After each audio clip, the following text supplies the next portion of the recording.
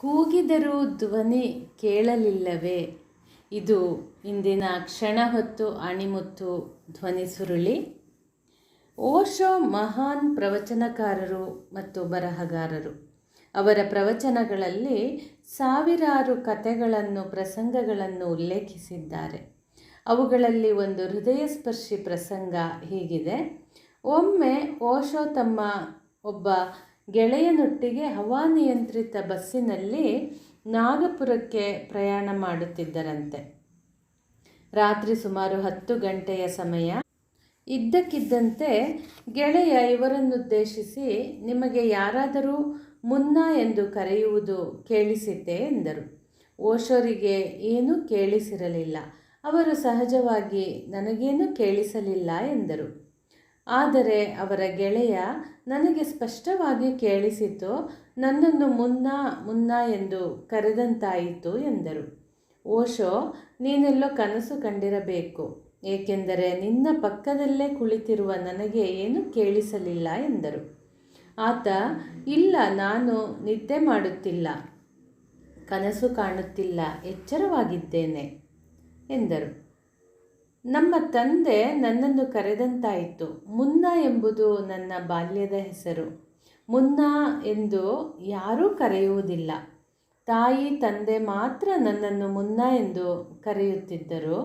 ನನ್ನ ತಾಯಿ ತೀರಿಕೊಂಡು ಹಲವಾರು ವರ್ಷಗಳೇ ಕಳೆದಿವೆ. ಆ ಕರೆ ನನ್ನ ತಂದೆಯವರದ್ದೇ ಇದ್ದ ಹಾಗಿತ್ತು. ಧ್ವನಿಯೂ ಅವರದ್ದೇ.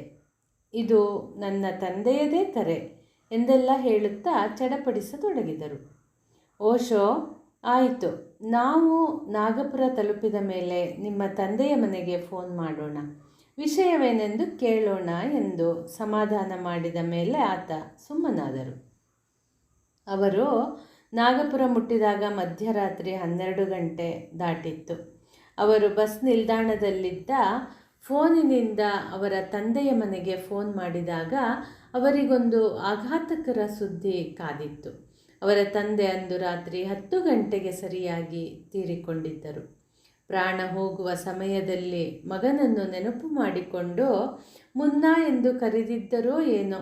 ಆಶ್ಚರ್ಯವೆಂದರೆ ತಂದೆಯವರು 60 ಮೈಲಿಗಳಾಚೆ ಇದ್ದರು. ಕೊನೆಯುಸಿರು ಎಳೆಯುತ್ತಿರುವ ಅವರು 60 ಮೈಲಿಗಳ ದೂರ ಕೇಳಿಸುವಷ್ಟು ಗಟ್ಟಿಯಾಗಿ ಕಿರುಚಲು ಸಾಧ್ಯವಿರಲಿಲ್ಲ.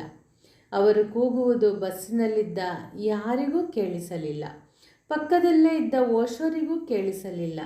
ಮತ್ತು ಮುನ್ನಾ ಎಂಬ ಹೆಸರು ಬೇರೆ ಯಾರಿಗೂ ಗೊತ್ತಿರಲಿಲ್ಲ. ಓಶೋ, ಇದೊಂದು ರೀತಿಯ ದರ್ಶನ. ಕೇವಲ ದೃಶ್ಯವಲ್ಲ, ಶಬ್ದದಿಂದ ಕೂಡಿದ ದೃಶ್ಯ. ಇದು ಎಚ್ಚರವಲ್ಲ, ನಿದ್ದೆಯಲ್ಲ, ಕನಸಲ್ಲ. ಇದೆಲ್ಲವನ್ನು ಮೀರಿದ ಮತ್ಯಾವುದೋ ದರ್ಶನ ಸ್ಥಿತಿ ಎನ್ನುತ್ತಾರೆ. ಈ ಹೃದಯಸ್ಪರ್ಶಿ ಪ್ರಸಂಗವನ್ನು ಹೇಳಿದ ಓಶೋ ದಿವ್ಯ ಸ್ಮೃತಿಗೆ ನಮಸ್ಕರಿಸೋಣ. ಅವರ ಮಾತುಗಳನ್ನು ಅರ್ಥ ಮಾಡಿಕೊಳ್ಳಲು ಪ್ರಯತ್ನಿಸೋಣ.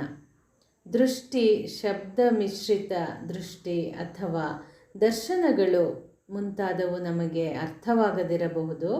ಆದರೆ ಏನೇನೋ ಕಾರಣಗಳಿಂದ, ಅಂದರೆ ಔದ್ಯೋಗಿಕ, ಆರ್ಥಿಕ ಅಥವಾ ಸಾಂಸಾರಿಕ ಕಾರಣಗಳಿಂದ ನಾವು ಅವರಿವರಿಂದ ದೂರವಿರಬಹುದು. ಅವರು ನಮ್ಮನ್ನು ನೆನೆಸಿಕೊಂಡು ಮುನ್ನಾ ಎಂದು ಕರೆಯುತ್ತಿರಬಹುದು. ಆ ಕೂಗಿಗೆ ಓಗೊಡಲು ನಾವು ಅವರ ಕೊನೆಯ ಗಳಿಗೆಯವರೆಗೂ ಕಾಯಬೇಕೇ? ಅಥವಾ ಹಿಂದೆ ಬೇರೇನಾದರೂ ಮಾಡಬಹುದೇ? ಯೋಚಿಸೋಣ, ಅಲ್ಲವೇ ಸ್ನೇಹಿತರೆ? ಮತ್ತೆ ಮುಂದಿನ ಸಂಚಿಕೆಯಲ್ಲಿ ಭೇಟಿಯಾಗೋಣ. ಧನ್ಯವಾದಗಳು.